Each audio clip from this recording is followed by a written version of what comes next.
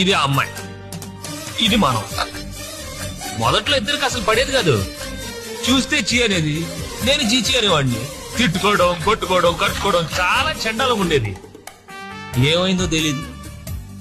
కనిపిస్తే నవ్వడం మొదలెట్టింది, పలకరిస్తే మాట్లాడేది, గుడ్ నైట్లు కూడా చెప్పేది.